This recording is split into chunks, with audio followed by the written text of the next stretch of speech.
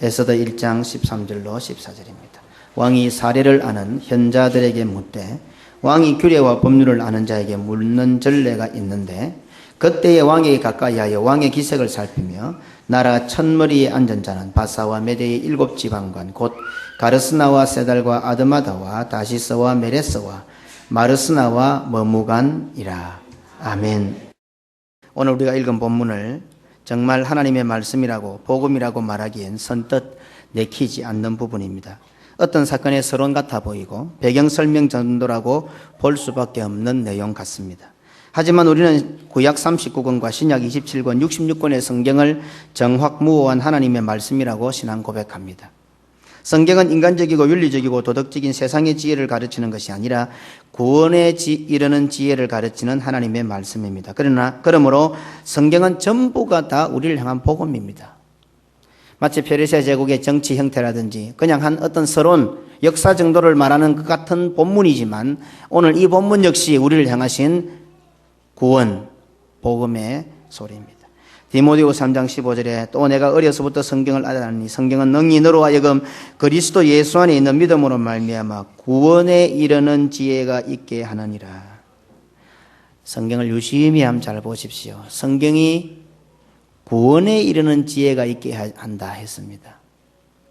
그러니 오늘 읽은 본문 역시 단순히 페르시아 제국의 정치 형태나 역사적인 배경을 가르쳐주는 것이 아니라 이 세상살이에 어떻게 하면 잘 살 것인가, 어떻게 하면 성공할 것인가, 그것을 가르쳐주는 것이 아니라 우리를 향하신 하나님의 구원, 그 구원 역사, 구원의 의도가 담겨져 있는 말씀이다 이 말입니다. 우리는 그러한 각도에서 오늘 본문 속에 나타나 있는 말씀의 의미를 지난 2시간에 걸쳐서 우리를 향하신 하나님의 구원의 관점에서 살펴보았습니다. 왕에게 가까이하여 왕의 기색을 살피는, 우선 성경에서 하늘나라의 왕이신 하나님께 가까이 할 수 있는 사람들이 누군가 하는 것을 살폈습니다. 그들은 바로 선지자들이요 제사장들입니다. 하늘 왕이신 하나님께 가까이하여 하나님의 기색을 살피는 자는 선지자들과 제사장들입니다. 그리고 그들의 사명이 무엇인지도 살펴보았습니다. 그것은 두말할 필요도 없이 우리를 향하신 하나님의 구원 역사와 직결되는 것들이었습니다. 선지자들은 죄에 대한 하나님의 심판에 대해서 하나님의 약속을 근거로 하여 막아서고 조율하고 언론을 합니다. 그래서 죄로 말미암아 하나님의 심판을 받아야 하는 백성과 이웃과 가족과 사회와 시대를 심판으로부터 구원해내는 일을 감당한 자들이었습니다. 제사장들이 하는 일은 짐승을 잡아 제사드리는 그들의 사명과 직결되었습니다. 마치 자신이 짐승과 같이 죽는 심정으로 감히 하나님 앞에 나아가면 하나님의 불이 나타나서 자기를 소멸할 것인데도 불구하고 죽는 심정을 가지고 목숨을 걸고 하나님 가까이 나아가 하나님의 기색을 살피며 백성들의 죄를 하나님께 탄원하고 회개하여 용서받아오는 일을 했습니다. 그것이 맞아떨어지지 않으면 그 죄를 들고 간 제사장은 하나님의 불에 타 죽습니다. 그러니 제사장들은 하나님 앞에 나갈 때마다 목을 내어놓고 나간 것입니다. 그리하여 그 죄목을 들고 왔던 백성들을 구원하는 일을 감당했던 자들이 바로 제사장입니다. 그렇다면 오늘 우리 성도들이 내가 이 예배의 자리에 앉아 있다는 것은 곧 하나님의 기색을 살필 수 있는 하나님 가까이에 와 있다는 말이 됩니다. 우리는 왕 같은 제사장이라고 했습니다. 그 사명은 우리들에게 주어져 있습니다. 이 교회에 주어져 있습니다. 그리고 하나님께서 주일날 예배의 자리로 불러주셨습니다. 그러니 하나님 가장 가까이에 나와 있는 자들이 바로 우리들입니다. 그리고 하나님의 기색을 살필 수 있을 정도로 하나님과 가까이에 있다면 그러면 내가 무엇을 해야 할지도 알 수 있습니다. 하나님 가까이 나간 자들이 선지자들이요 제사장들인 것을 알았습니다. 그들이 무슨 일을 한 줄 알았습니다. 이제 우리가 제사장이 되어서 하나님 앞에 나왔습니다. 그러면 이 자리에 앉은 우리가 무엇을 해야 할지 답이 나오지 않았습니까? 아직도 나와 우리의 가정과 우리의 이웃과 사회와 조국과 이 세계를 향하신 하나님의 심판을 가로막고 그들을 구원해달라고 하는 기도가 나오지 않습니까? 첫날 만날 이 땅에서 잘 먹고 잘 살고 이 원망 저 불평 이것 가지고 오늘 또 주님 앞에 나와 앉아 있습니까?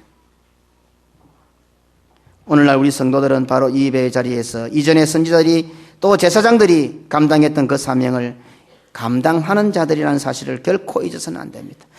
우리의 아픔을 가지고 나와서 눈물을 흘려야 합니다. 그러나 그 눈물의 기쁨을 단을 주시는 것이 아니라 하나님의 역사를 위해서 눈물을 흘릴 때에 구원 역사를 위하고 복음을 위하여 믿음을 위하여 눈물을 흘릴 때 그 눈물의 기쁨의 단이 있지 그냥 막 억울해서 분통해서 그게 기쁨의 눈물이 있는 것이 아닙니다.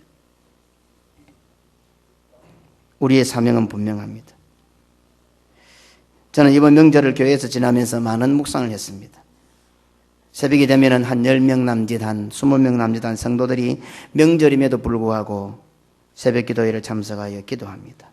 명절을 지키니 얼마나 피곤하겠습니까? 교회 와서 그냥 엎드려 그냥 주무시는 분들도 있습니다. 저보다 키가 한 반이나 더 큰 배장로님도 저 뒤에 엎드려 가지고 그래 기도하는 모습을 제가 지켜보았습니다. 이런 모습들을 보면서 온 세계가 몸살을 앓고 있고 재앙이라고 해도 과언이 아닌 끔찍한 일들을 만나고 도대체 어디로 튈지 모르는 럭비공 같은 이 시대에 무엇 때문에 우리나라는 그 하나님의 심판을 피해갈까 하는 답을 얻게 되었습니다. 온 천지가 재앙과 같은 심판을 당하고 있습니다. 그런데 이상스럽게 우리나라만 피해갑니다. 제일 많이 맞아야 할 우리나라인데도 불구하고 말입니다. 하나님께서 우리나라에 대한 심판을 유보하시는 이유가 바로 여기에 있구나. 아무도 몰라주는 할머니들, 힘없는 아줌마들이 새벽마다 주 앞에 나와 눈물로 기도하는 이 기도를, 방방곡곡에서 기도하는 이 기도를 하나님이 들으시고 벌써 썰어버려도 썰기도 좋잖아요. 바다, 삼면이 바다니까 바다만 좋게 흩어보면 썰기도 좋은 나라인데 우리나라는. 그래도 하나님께서 이렇게 지켜주고 계시는구나 하는 그런 은혜를 제가 누렸습니다. 그렇습니다. 세상의 관점과 육신의 안목으로 보면 우리 성도는 세상의 힘과 권력에 비교할 때에 보리떡 5개, 물고기 2마리, 과부의 2랩돈, 지팡이 정도밖에 되지 않습니다.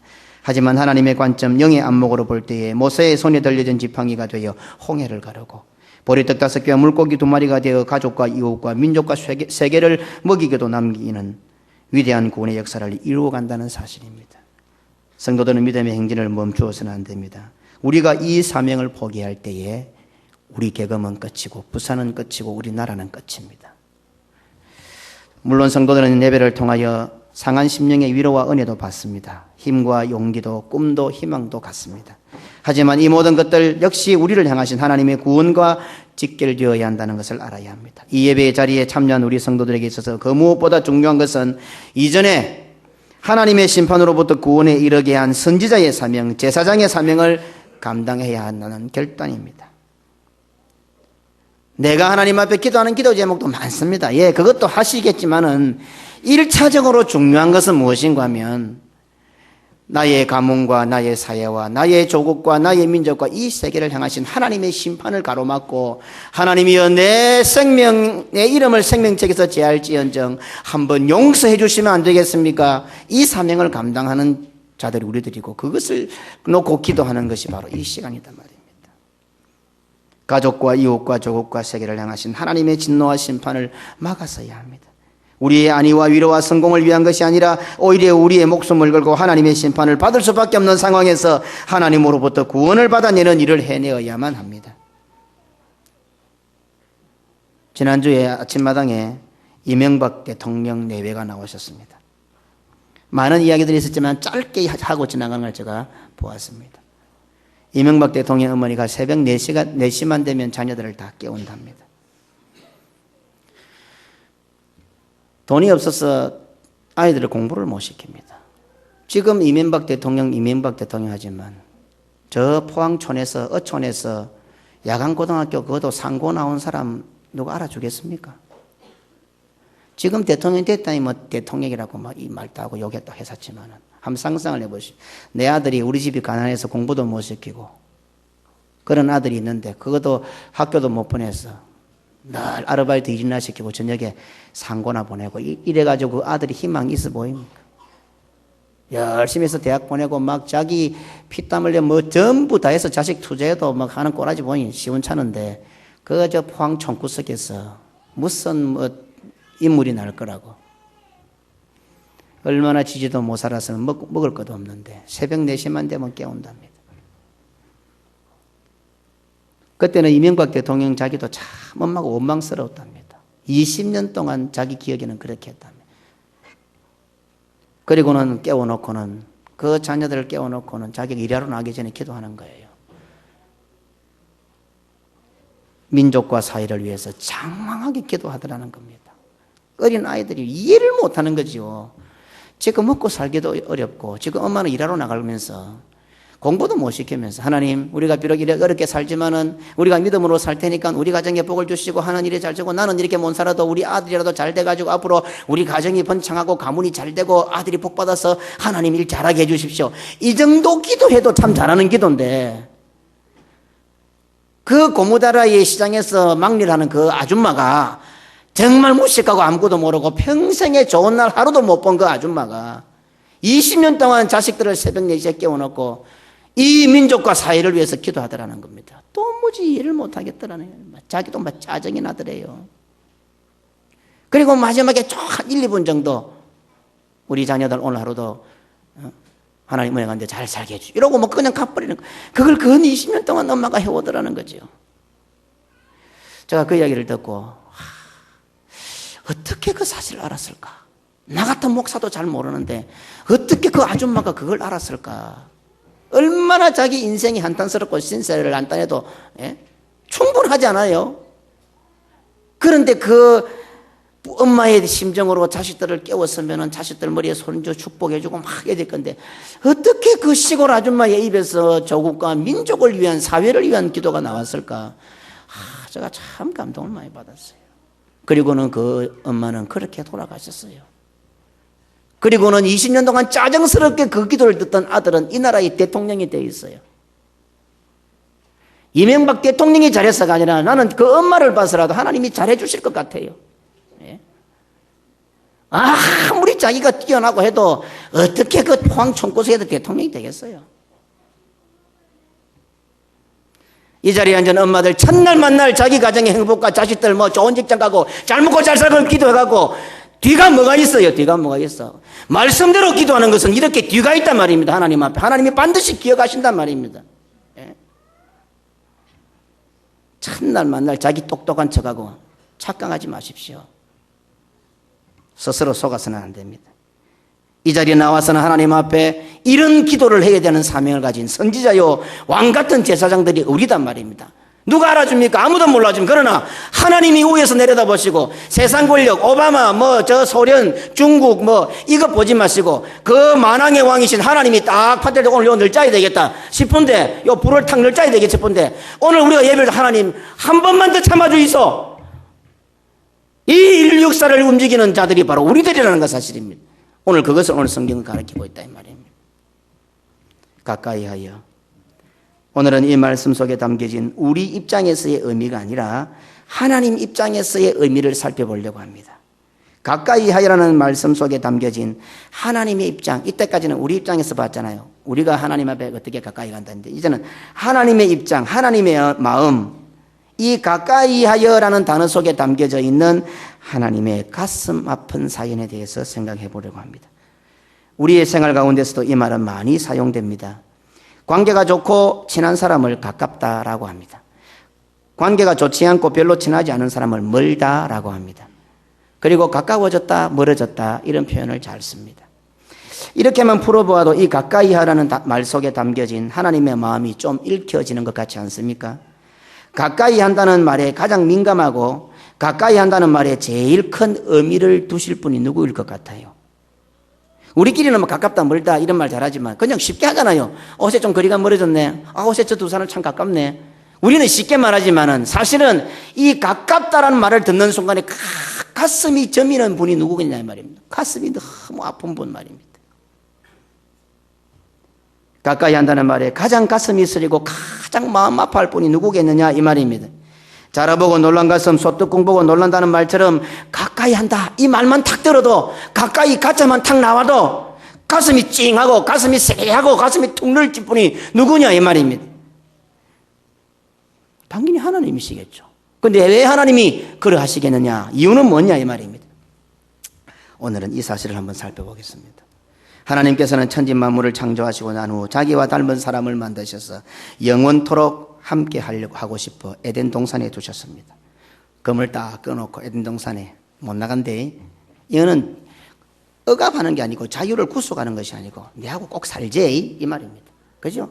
에덴 동산은 사람을 이렇게 구속하는 것이 아니고 교회는 성도를 구속하는 것이 아니고 믿음은 성도를 자유를 억박하는 게 아니고 내하고 살지. 내하고 가까이 있지. 평생도록 내하고 이렇게 오손도손 살지. 이 말입니다. 그런데 성도들은 믿음으로 살아가면 하면 세상에서 구속받고 뭐 제약받는 걸 생각한단 말입니다. 지난 시간에도 살펴보았지만 경계선이라는 것은 하나님과 가까워지느냐 멀어지느냐를 결정짓는 선입니다. 하나님께서 아담과 하와를 에덴 동산에 두신 것은 하나님과 가장 가까운 곳에 두셨다는 뜻이 됩니다. 마찬가지로 오늘 우리 성도들이 교회에 있다는 것은 곧 하나님과 가장 가까이 있다는 뜻이라 이 말입니다. 그런데 그와 같이 세워진 에덴 동산에 회복할 수 없는 무서운 회오리 바람이 불어닥쳤습니다.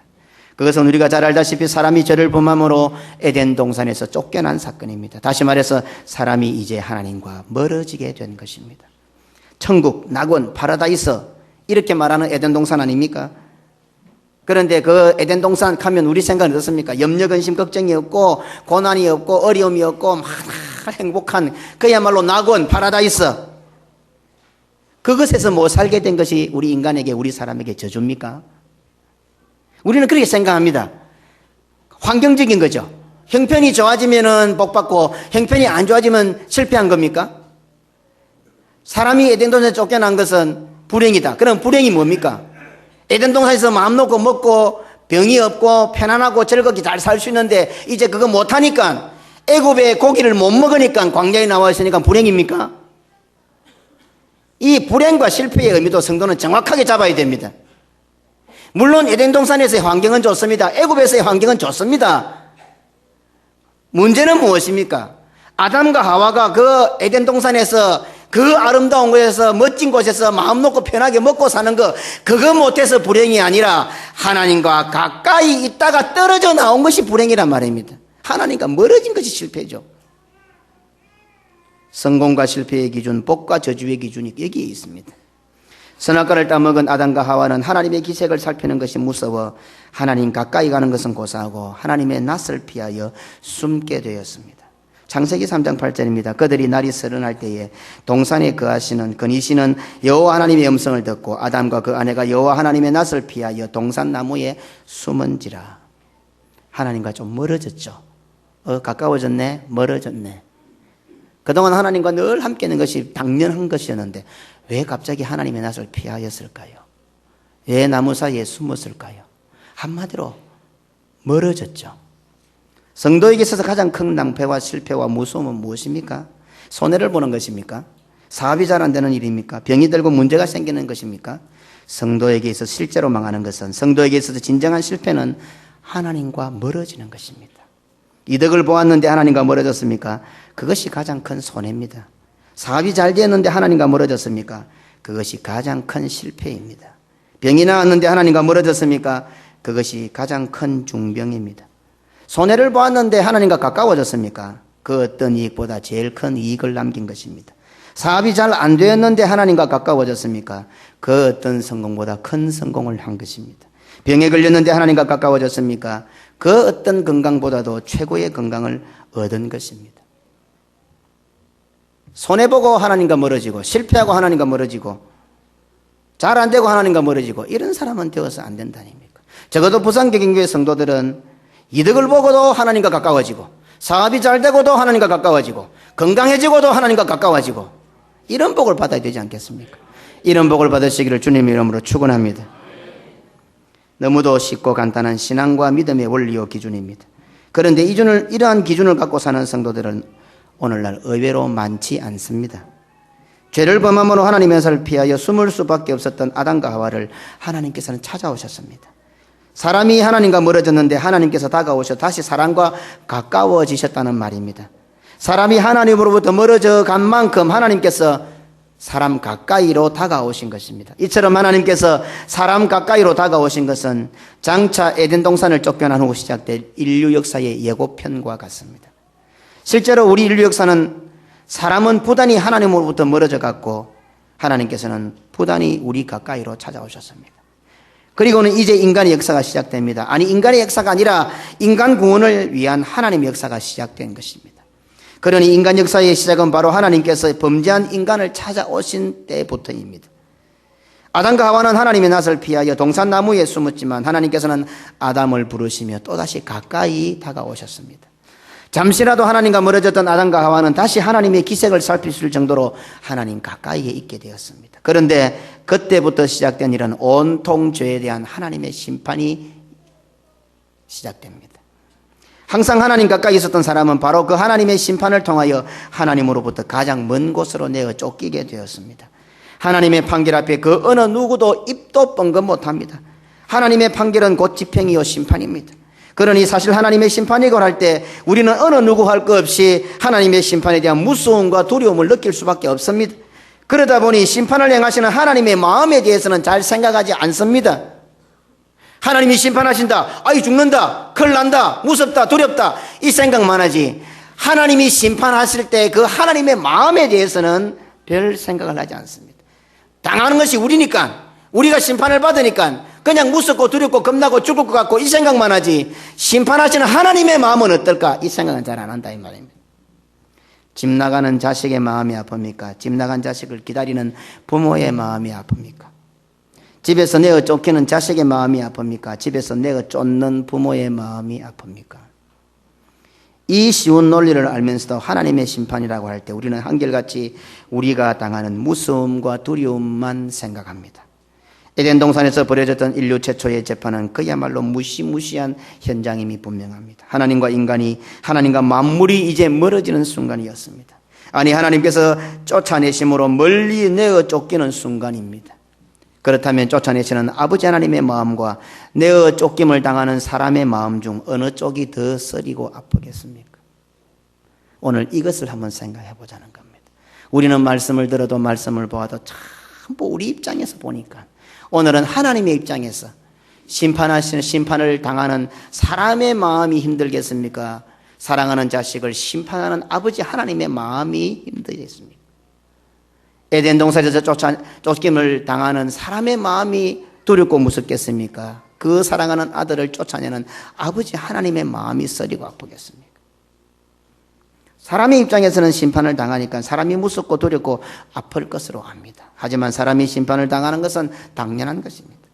사람이 심판을 당하는 것은 당연한 것이지만 문제는 뭡니까? 심판하셔야 하는 하나님의 마음입니다. 하나님이 무슨 잘못을 지었습니까?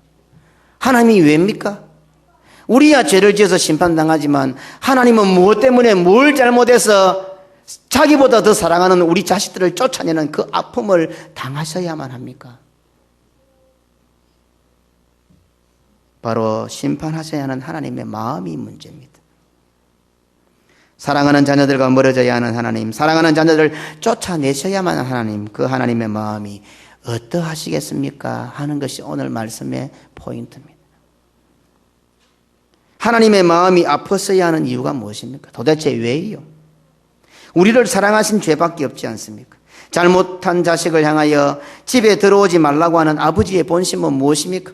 쫓아내고 문을 쾅 잠그고 닫아버리는 아버지의 본심은 무엇입니까? 그렇지 않습니까? 정신 차리고 잘못했다고 빨리 들어온나 이 말 아닙니까? 그러려고 아버지가 자식들을 쫓아내는 거 아닙니까?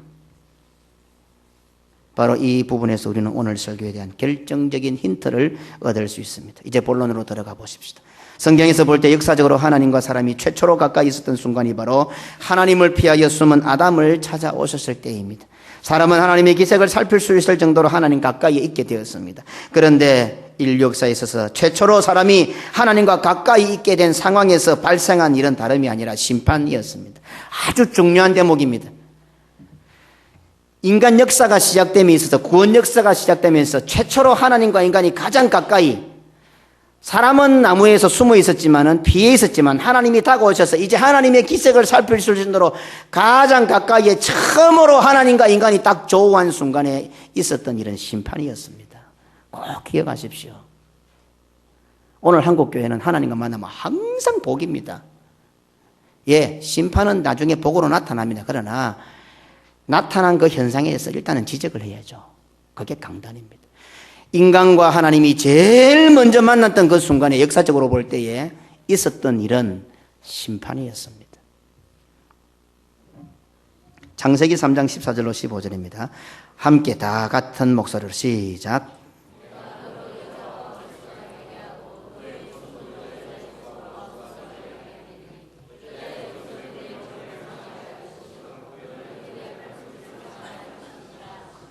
창세기 3장 16절입니다. 같이 읽으십시다. 또 여자에게 이르시되 내가 내게 잉태하는 고통을 크게 더하리니 내가 수고하고 자식을 낳을 것이며 너는 남편을 사모하고 남편은 너를 다스릴 것이니라 하시고, 그 다음에 17절에서 19절 시작. 아담에게 이르시되 내가 내 아내의 말을 듣고 내가 너더러 먹지 말라 한 나무 실과를 먹었은즉 땅은 너로 인하여 저주를 받고 너는 종신토록 수고하여 그 소산을 먹으리라. 땅이 내게 가시덤불과 은근키를 낼 것이라. 너희의 먹을 것은 밭의 채소인즉 내가 너의 식물을 먹고 필경은 흙으로 돌아가리니 그 속에서 내가 취함을 입었음이라. 너는 흙이니 흙으로 돌아갈 것이니라 하시니라. 아멘. 전부 심판입니다. 맨 먼저 읽었던 것은 뱀에게 심판하셨습니다. 두 번에 읽었던 것은 여자에게 심판하셨습니다. 그리고 마지막에 읽었던 것은 남자에게 심판하셨습니다. 전부 심판입니다. 처음으로 하나님 가까이 불려나온 모든 것들은 한결같이 하나님의 심판을 받았습니다. 인간이 범죄함으로 인간에게 주어졌던 아무 죄 없는 땅도 덩달아서 심판을 받습니다. 창세기 3장 10절에 땅은 너로 말미암아 저주를 받고 모진 논 옆에 있으면 벼락 맞는단 말이 여기 있는 것 같습니다. 이렇게 하여 심판받은 인간은 하나님으로부터 멀어지게 되었습니다. 창세기 3장 24절입니다. 이같이 하나님이 그 사람을 쫓아내시고 에덴 동산 동편 그룹들과 두루도는 화영금을 두어 생명나무의 길을 지키게 하시니라. 다시는 돌아오지 못하도록 쫓아내셨습니다. 오늘 우리가 살펴보고자 하는 부분은 바로 이 장면에서 하나님의 마음이 과연 어떠하셨을까? 이렇게 심판하고 있는 이 하나님의 마음이 과연 어떠하셨을까 하는 것을 오늘 본문에 가까이 하여라는 단어를 가지고 한번 힌트를 찾아내보자는 겁니다. 인간 편에서는 어떤 노력을 한다고 해도 하나님께서 정하신 그 경계선을 결코 넘어올 수 없습니다. 이제 쫓겨나면 사람의 입장에서는 결코 돌아올 수 없는 길을 가는 것입니다. 아무리 힘들어도 아침에 나가면 집으로 돌아오는 희망이 있잖아요. 만약에 아침에 턱 나갔는데 돌아올 곳이 없으면 어디로 가야 할까요? 한번 그런 생각해 보셨습니까? 저는 말씀을 묵상하면서 그렇구나. 집이 있다는 것이, 교회가 있다는 것이 참 좋구나. 턱 나갔는데 뭐 가기는 가는데 어디로 돌아올 데가 없으면 과연 어떨까요? 아마 부모가 없고 본향이 없는 사람들은 그런 마음이 아닐까, 그런 생각을 해봅니다. 이제 사람의 입장에서는 결코 돌아올 수 없는 길을 갑니다. 부모가 자식을 야단치는 의미에서 집을 나가라는 것과 영영 돌아오지 못할 것을 뻔히 알면서 내쫓는, 자식을 내쫓는 그 아버지의 마음, 비교할 수가 있겠습니까? 그럼에도 불구하고 질서의 하나님께서는 심판하셔야 했습니다. 자신보다 더 사랑하는 사람에게 이렇게 하셔야만 한다는 것을 하나님은 다 알고 계셨습니다. 그래서 전지전능하신 하나님께서는 이제 에덴 동산을 쫓겨나게 될 사람을 염두에 두시고, 사람은 당연히 쫓겨나야 되지만은 사람에게는 공의로운 하나님, 질서의 하나님이니까 사람에게는 뭐라고 못하고 사람과 전혀 상관없는 뱀을 향하여 심판하시는데, 그 뱀의 심판에다가 사람을 구원하는, 사람이 돌아올 수 있는 길을 탁 넣어놓는 거예요. 사람은 여자는 여자대로 심판하고 남자는 남자대로 심판 다 하시면서 사람하고 전혀 상관없는 뱀에게 심판을 탁 던지면서, 뱀 네가 어떻게 되는 것보다도 그 뱀 속에다가 사람이 돌아올 수 있는 길을 딱 넣어놓는 거예요, 하나님이. 그것이 바로 우리가 잘 아는 원시복음, 최초의 복음입니다. 창세기 3장 15절 원시복음은 뱀에게 하신 말씀이지 사람에게 하신 말씀이 아닙니다. 사람은 에덴 동산에서 범죄함으로 하나님과 가까이 있던 신분이 하나님과 멀어질 수밖에 없는 신분으로 변질되었습니다. 사람이 하나님과 멀어진다는 것은 딱 한마디로 쉽게 답을 잘 생각하십시오. 사람이 하나님과 멀어진다는 것은 한마디로 사단과 가까워진다는 뜻입니다. 나는 어느 정도 적당히 하나님과 거리를 두지만 절대로 사단과는 가까워지지 않는다. 나는 어느 정도 교회와는 거리를 두지만 나는 세상과는 가까워지지 않는다. 이 얼마나 무식하고 미련한 소리인지 모릅니다. 절대로 그럴 수 없습니다. 아예 이 생각을 버리십시오. 나는 하나님과 좀 거리를 두어도 사단하고는 편이 안 된다. 나는 뭐 교회나 신앙생활은 조금 거리를 두고 하지만 내가 그렇다고 해서 뭐 세상 사람하고 친해지는 거 절대 아닙니다. 하나님과 거리가 멀어지면 사단 쪽으로 가까워지는 거고, 사단과 거리가 멀어지면 하나님 쪽으로 가까워지는 겁니다. 둘 중에 하나입니다. 그리고 이것은요, 어느 정도 캐톨릭에서 말하는 연옥처럼 어떤 유보의 기간이 있는 것이 아니라 성경적으로 딱 한 선입니다. 선. 경계 넘으면 끝이라. 저 DMZ처럼 좀 긴 한 2km, 3km 되는 어떤 거리가 있는 게 아니고 한 선만 넘으면 끝이라. 이쪽만 넘었으면 마귀 편, 이쪽 넘었으면 하나님 편이라.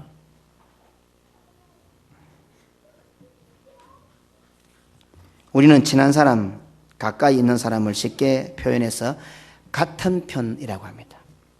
가까이 사는 사람들끼리 같은 편. 특히 한국 문화 속에서는 어릴 적부터 누가 가르친 것도 아닌데 이상하게 아들은 저절로 내 편, 네 편 나눠집니다. 희한하지요? 아마 이건 역시 하나님의 의도가 우리 민족성 속에 많이 남아있는 것 같습니다. 그러므로 사람이 범죄하였다는 것은 곧 하나님 편에서 사단 편이 되었다는 뜻이며 이제 사람은 사단 편으로 들어가게 되었다는 말이 됩니다. 그래서 하나님께서는 사단 편이 된 사람을 하나님 가까이 두실 수가 없게 되었습니다. 생각해 보십시오. 빛과 어둠이 공존하지 못하시 이 사람은 어둠이 되어버렸고 사단 편이 되었는데 어떻게 빛 대신 하나님 옆에 둘 수 있겠습니까? 그러니 빛으로부터 멀리 추방할 수밖에 없는 것입니다. 그래서 이제 사람은 하나님 편에서 빛이신 하나님 편에서 빛을 다 잃어버리고 어둠이 되어서 어둠의 원조인 사단에게로 와서 세상으로 와서 사단 편이 된 것입니다. 그리하여 사단은 하나님 가까이에 두었던 사람을 자기 편으로 자기 가까이에 두게 되었습니다. 오늘 이 관점을 가지고 보자는 겁니다. 우리 관점, 우리 입장이 아니라 하나님의 입장에서 볼 때에 하나님께서 보실 때에 내어 쫓으시는 하나님의 마음, 그 쓰라린 마음. 사단의 입장에서 볼 때에 저 하나님 편이었는데 자기 편으로 탁 끌어당겼거든. 항상 우리 입장에서 보니까 그 관점이 버떡 안 나옵니다.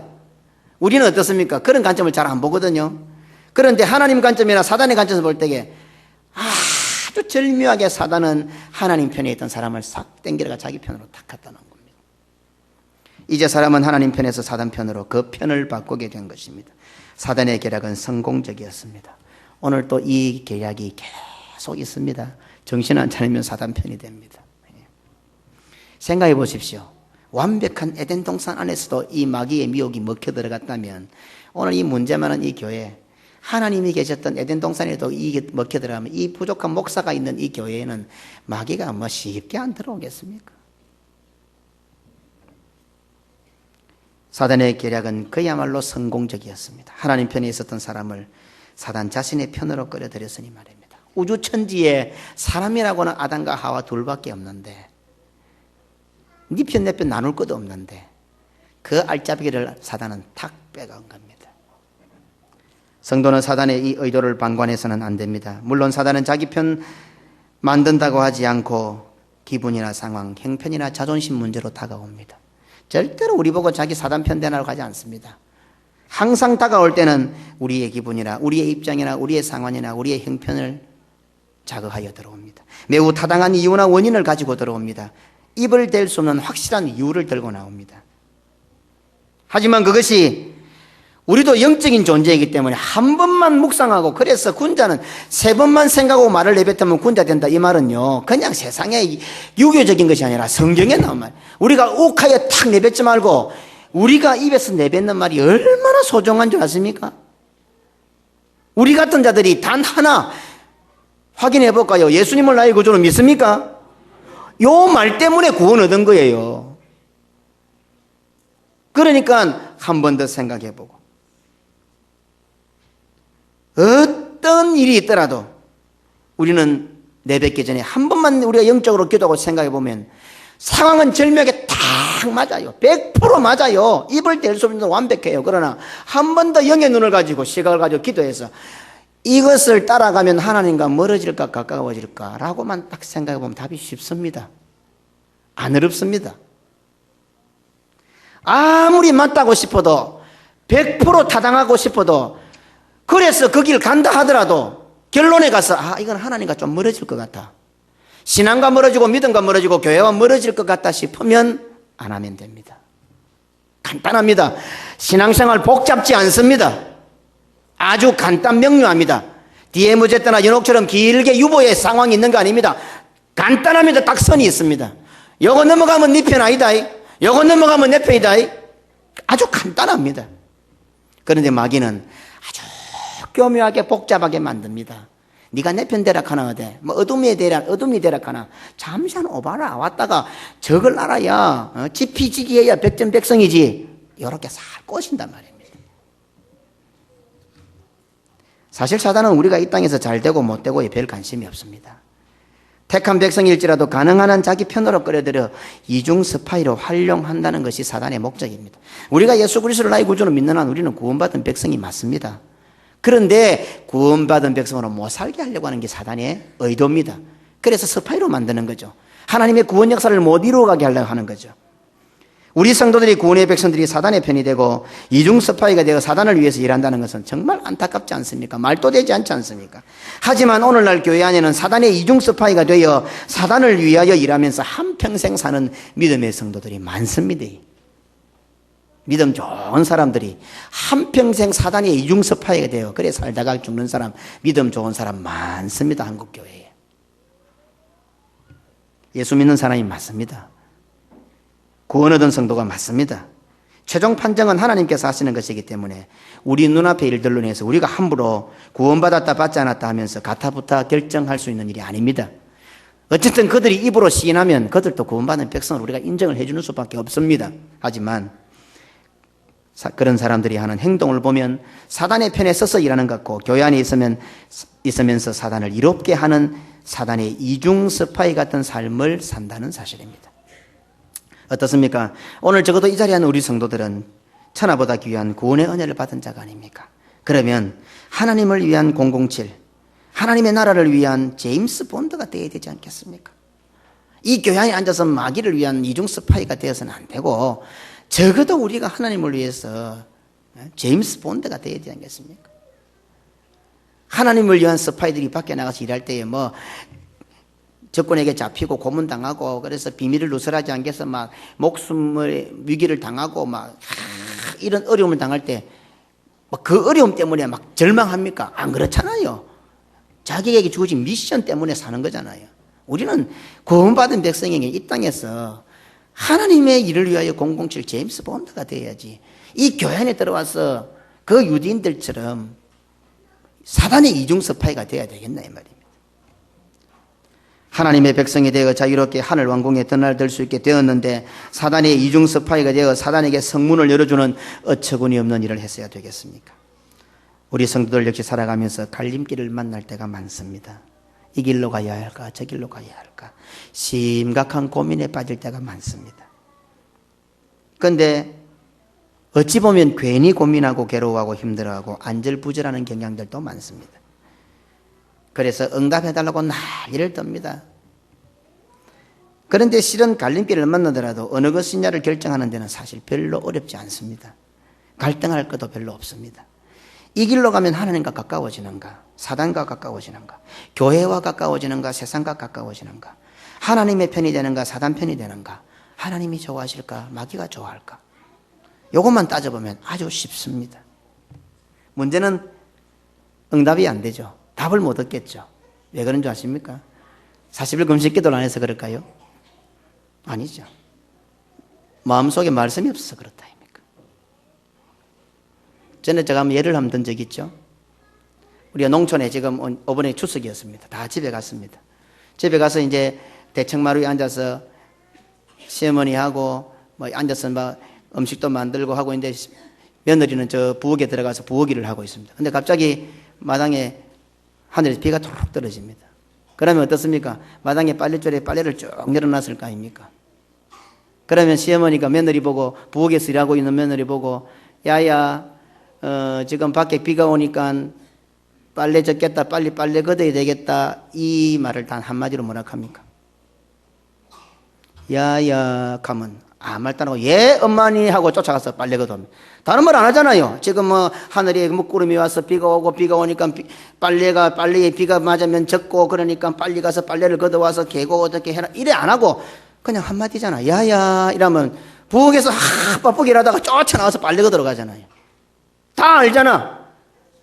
우리 속에 하나님의 말씀만 있으면 오늘 이 강단에서 목사가 하나님께서 목사를 향해서 우리 성도들에게 우리 장로님 집사람들에게 야야 한마디 하나님 그겁니까? 탁 아는 거라 그냥. 말씀이 없으니까 야약해도 저 소련 여자를 데리고 와서 소련 여자 보고 야야, 이제 완전 소련 며느리를 합시다. 야야 하면 이러지 뭐 빨래 거들어 가겠습니까?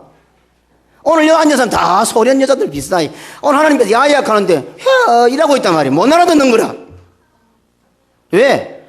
이 속에 말씀이 있으면 야야 하면 다 알아듣는 거야. 그냥 하나님 그거였습니까? 이제 알았습니다. 주일마다 이 감격을 누리는 거예요. 집에서 여러 가지 문제도 있고, 뭐 남편 사이의 문제도 있고, 개인적인 문제도 있고, 자식의 문제도 있고, 막 어떤 때는 막 복잡하고, 인생의 중대한 갈림길에서 어떻게 다 말할까, 막 사업이 어떻고, 이러는데, 오늘 딱 기도하는 마음을 딱 왔는데, 강단에서 하나님께서, 고집사, 야야, 그겁니까, 하나님? 응답을 받는 거라. 이래야 응답이 받는 거라. 어디 가서 뭐 이산에 가서 기도 받고, 막 안수 받으면, 정신 좀 차리소, 정신 좀 차려. 말씀을 모르니까 무슨 응답이 오노? 엉뚱대 가서 마귀신 받아가지고 악신을 받아오는 점.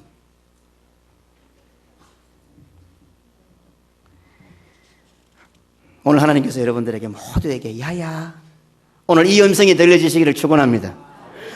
그거구나. 그거였구나. 네. 하나님께서는 뱀에게 여자의 후손과 뱀의 후손이 영원토록 원수가 될 것이라는 심판을 내리십니다. 이 말씀은 무슨 뜻입니까?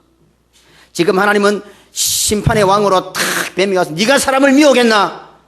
따면서 지금 뱀에게 탁 지금 하나님이 심판하시는데 아주 부드럽게 너는 사람 미우겠나? 혹시 마음에 상처가 될까 싶어서 이제 오늘부터 너는 배로 기댕기라 이렇게 안 하셨을까? 하나님의 슬슬 무서운 하나님의 진노가 함께하면서 뱀에게 심판을 탁 합니다. 너와 여자가 원수가 될 것이고 너의 후손과 여자의 후손이 영원토록 원수가 될 것이다. 하나님의 엄중한 선포가 팍 떨어지는 거예요. 뱀도 사시나물 떼에 떨고 있고 지금 그걸 듣고 있는 아담도 하와도 지금 산천초목이 벌벌벌벌 떨고 있는 거예요. 그런데 가만히 보십시오.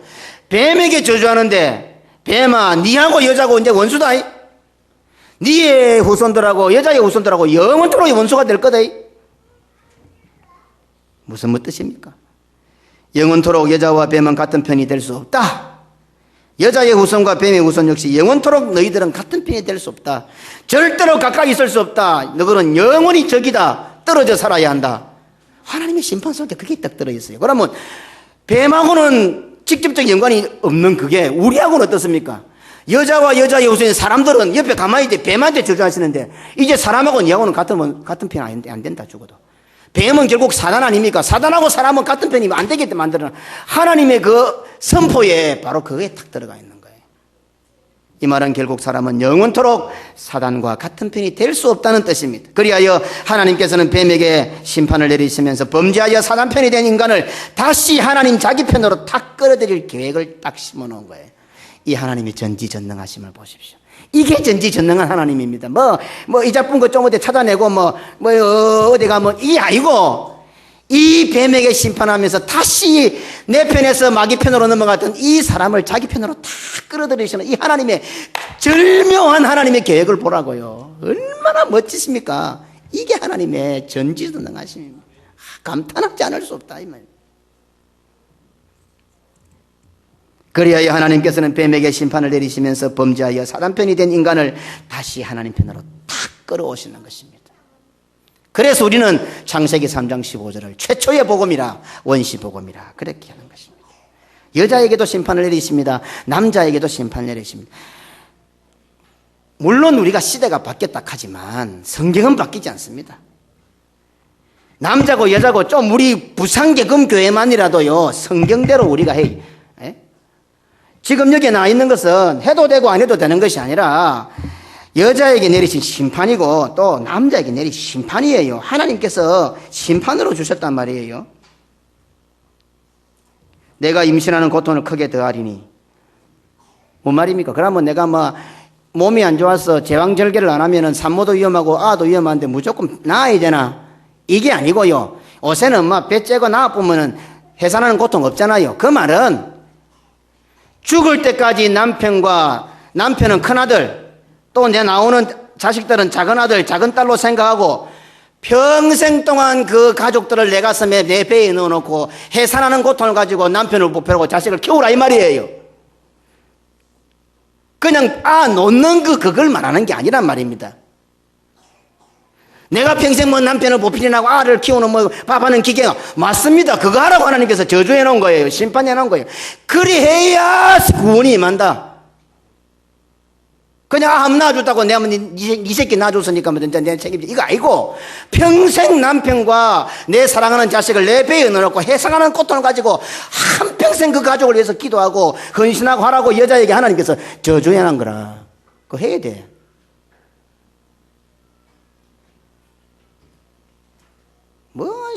내 새끼가 네 새끼가 따지고 뭐 집에 오면 안 해주니 해주니 어떠니 저쩌니 눈치나 주고 뭐. 예?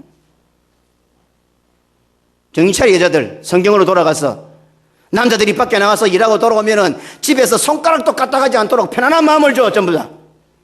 이게 뭐 집에 들어가기도 싫게 만들지 말고 시장도 따라가야 되고 아도 봐야 되고 빨래도 개야 되고 청소도 해야 되고 뭐 설거지도 해야 되고 조금 좀 텔레비 보고 누워 있으려면 남자가 집에 들어와서 뭐 빈둥빈둥하고 텔레비나 보고 누워 있다 가지 말고 집에 들어오면 편안하게 막 헐떡 벗고 막 아들이고 막 집에 방에 다 처박아 놓고 오늘 아빠 왔으니까 아빠 쉬어야 된다고 탁 잡아 넣어놓고 마음 놓고 집에 와서 안식하고 노아가 된 기분으로 확 다 벗고 막 좋아하는 텔레비 크다란 거 이거 요래 보면 목이 아프니까 천장 좀 붙여놓고 막 딱 누워갖고 팔자로 그렇게 하도록 여자는 만들어란 말이야. 남자들 보고 어디 들어와서 함부로 남자들 보고 이것저것 시켜 틀려먹었어. 세상의 문화를 따라가면 구원이 없어요. 여러분들은 죽을 때까지 밥하고 죽을 때까지 빨래하고 죽을 때까지 자식 키우고 남편 보필해. 하나님께서 그래 하라 해놨잖아. 원된 것만 빼가 마귀가 시키는 거 싹 갈게. 전부 하나님과 거리가 멀어지는 거예요. 말씀대로 살아야 구원이 오는 거예요. 오늘은 여자한테만 이야기하겠습니다. 다음에 남자들 또 이야기합니다. 오늘 이 설교가 아니니까. 네. 요거부터 첫 단추부터 되면 다 되게 돼 있어요. 남자는 어리숙해 갖고 여자가 그거 해주면은 막 뒤에 말 안 해도 남자는 막 간도 다 빼준다. 그게 남자가 하나님 닮았거든. 하나님 다 되게 돼 있어요. 그것만 해봐. 바가지 끌고 하면 끌으면 끌을수록 안 돼. 해보라고 말씀이 시킨 대로 한번. 생각부터 틀려먹었어. 저절로 될 줄 압니까? 한 가정을 믿음으로 키워나가기 여자들이 왜 빽딱으로 만들었어요? 기둥을 씌워야 되니까 하나님께 빽딱으로 만들었다니까. 사람은 막 그냥 남자는 흙으로 왔으니 흙으로 돌아가 물 부으면 시부지 이게 다 내려가 뿌려 그냥 진흙이 돼갖고. 남자는 물 부으면 내려가야 돼. 남자가 고개를 쳐들고 있으면 바벨탑이 되는 거라. 다 진리가 그 안에 들어있는 거예요. 하나님 진리가. 목사도 마찬가지라. 많은 교회가 내견이 타다 보면 바벨탑이 돼. 하나님께서 물 부으면 흙으로 왔으니 흙으로 돌아갈기도 하고 가야 돼. 그냥 가면 되는 거라. 에? 여자는 왜 빽딱으로 만들었어? 가정을 세우라고 말이에요. 오늘 이 말씀 하자는 건 아닙니다. 이게 다 하나님의 심판은 알고 보면 뒤에 가면 구원이 있다는 것을 하나님께서 뱀에게 딱 심판하셨는데 알고 보니 그 뒤에 인간을 사람을 하나님 편으로 끌어들이는 구원이 그렇게 포함되어 있다. 뱀한테 하신 말씀이 그 정도면 여자에게 남자에게 하신 말씀은 얼마나 우리를 향한 구원이 많이 들어있겠어요. 직접적으로. 사람이 저쪽으로 하나님 가까이에 있었을 때에 발생한 일은 다시는 하나님께 가까이 올 수 없다는 하나님의 무시무시한 심판 판결이었습니다. 어린아이가 엄마를 알아볼 때쯤이면 엄마와 떨어지는 것을 죽는 것으로 생각합니다. 아무리 할아버지 할머니 했었다가 이제 조금 알아보면 마치 엄마가 최고입니다. 저는 뭐 시키 하나 봤자 아무 소용없단 말이에요. 아마 아담과 하와에게 주어진 심판은 이보다 훨씬 더 무섭고 끔찍했을 것입니다. 하나님의 무서운 심판의 판결이 선포될 때 사람은 물론이요 온 천지가 숨을 죽이고 무서움과 두려움에 벌벌 떨었을 것입니다. 당사자인 아담과 하와에게 주어진 충격과 두려움과 무서움은 말하지 않아도 뻔합니다. 하지만 그 무서운 하나님의 심판 뒤편에는 그 무서움을 넘가하는 구원이 감추어져 있었던 것입니다. 이와 같이 하나님의 말씀은 심판과 구원의 양날을 가진 성령의 검입니다. 나에게 다가올 때에는 내 심장을 찌르고 죽일 것만 같습니다. 이 말씀대로 살면 너무 시대에 뒤떨어진 것 같습니다. 그러나 나에게 다가올 때는 심판으로 다가오고 나에게 되겠다는 내 심장을 찌르고 내 배를 가르고 나를 죽일 것 같이 다가오지만 그 심판의 말씀을 믿음으로 받아들이고 그 말씀대로 순종할 때에 그 뒤편에 있는 구원이 보장되어 있는 것입니다. 심판의 말씀을 싫어하고 대적하며 불순종할 때 영원토록 심판의 편에 서서 영벌을 받게 되고 마귀 편이 되는 것입니다. 오늘 우리는 가까이 하여라는 말 속에 숨어있는 하나님의 가슴 아픈 사연을 살펴보았습니다. 우리가 하나님께 가까이 가고 안 가고보다도 더 우선되고 중요한 사실은 우리를 가까이 두고 싶어 하시는 하나님의 심정을 반드시 알아야 한다는 사실입니다. 우리를 쫓아내셨던 하나님, 우리를 멀리 보내셨던 하나님, 그 하나님의 마음이 얼마나 아프셨겠습니까? 오늘 우리는 이 하나님의 마음을 한번 이해해 줍시다. 한 번만 하나님 보고 늘 이해해 달라지 말고 오늘 하루라도 하나님 마음을 한 번만 오늘 이해해 줍시다. 우리가 오늘 우리는 추수감사주일로 지킵니다. 그래서 1년 동안 하나님께서 베풀어 주신 은혜와 축복을 생각하며 감사합니다. 교회의 절기로 정하여 특별 감사헌금도 드렸습니다. 아주 간단한 적용이지만 이러한 모습 역시 그 주체가 우리가 됩니다. 오늘 우리가 생각해 보니 내가 하나님 앞에 감사한 게 맞다. 다 주체가 우리입니다. 오늘 말씀을 살펴보았듯이 우리 입장에서가 아니라 하나님 입장을 살펴본 것처럼 오늘 지키는 이 추수감사주일도 그 주체를 하나님께로 한번 돌려보십시다. 아무리 많은 열매를 맺었다 해도 그것을 수확하고 거두어 드려야 합니다. 넓은 들에 익은 곡식을 내가 거두어 드리지 못하면 그 수많은 결실이 나하고는 아무 관계가 없습니다. 아무리 많은 열매를 맺었다 하더라도 내가 거두어 드리지 않고 내 것으로 삼지 않으면 아무 소용없습니다. 수확한다, 거두어 드린다 하는 말은 넓은 들에 있는 것들을 수확하여 내 집에, 내 창고에, 내 가까이에 둔다는 뜻이 됩니다. 아주 절묘하죠. 너무 맞아떨어지죠. 이 가까이란 말과. 추수의 계절에 수확한다, 거두어 드린다. 열매를 거두어서 우리 집에 내 창고에 둔다, 내 가까이에 둔다. 내가 하나님 앞에 감사해서 그냥 감사의 제물을 드린다가 아니고 하나님의 입장에서 오늘 추수감사절을 한번 생각해 보자는 겁니다. 이 천지에 온통 수많은 사람들 가운데 우리를 싹 수확해서 하나님 자기 창고에 다 거두어 드린 거예요. 하나님 자기 집에다 우리를 싹 갖다 알곡을 싹 모아가지고 돌배에도 있고 막 이런 데 후후후 불어가지고 알곡만 싹 걷어가지고 오늘 이 부산계 경북의 창고에다가 싹 갖다는 거두어 드린 거예요. 이 추수감사절. 하나님이 언제든지 만져보고 언제든지 보고 야 이번에 추수 잘 됐네. 아이고 요 1등품이네. 아이고 좋아가지고 또 보고 언제든지 볼 수 있도록 하나님께서 가까이 거두어서 오늘 부산계 경북의 곳간에도 우리를 탁 거두어 드린 거예요.